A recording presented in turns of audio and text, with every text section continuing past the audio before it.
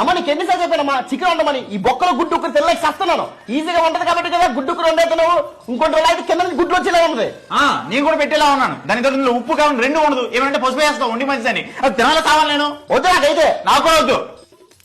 ఏమండి 2 పిల్లల్ని కన్నందుకు నాకు బాగానే బుద్ధి చెప్పారు. నేను ఇంక ఇంట్లో ఉండాలనుకోవట్లేదు. నన్ను బోర్డు మాట్లాడుతున్నారు వీళ్ళు.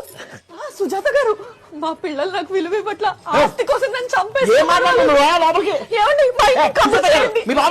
అన్ని కావాలి. అమ్మా నిన్ను నేనెందుకు చెబుతానే? తప్పు మాదే. నీకు దండం పెడతానే తల్లి. ఏమన్నా మళ్ళీ తప్పు మాదే.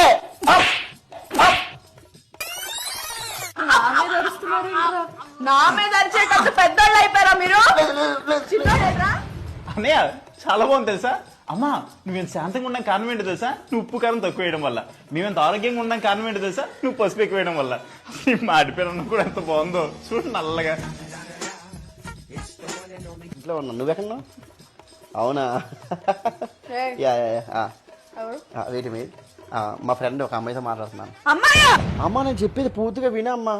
ఫ్రెండ్ అనే యాప్లోనే మనం ఆపోజిట్ జెండర్తో మనం మాట్లాడుకోవచ్చు. ఇంతే కాకుండా మనం ఆడియో కాల్స్ వీడియో కాల్స్ కూడా చేసుకోవచ్చు. ఒక అబ్బాయి ఒక అమ్మాయికి వర్చువల్గా గిఫ్ట్స్ కూడా ఇచ్చుకోవచ్చు. ఇది అమ్మాయిలకి సేఫ్ అండ్ సెక్యూర్ కూడా. సో నువ్వేం కంగారు పడాల్సిన అవసరం లేదు. ఓకేనా?